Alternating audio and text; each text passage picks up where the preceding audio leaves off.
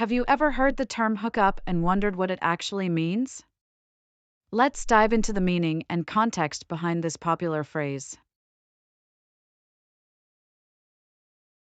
At its core, hooking up refers to a casual sexual encounter between two people.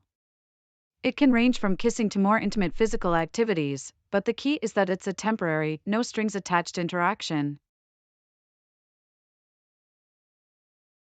Interestingly, a Pew Research Center study found that 51% of young adults have used dating apps, which often facilitate these types of casual encounters.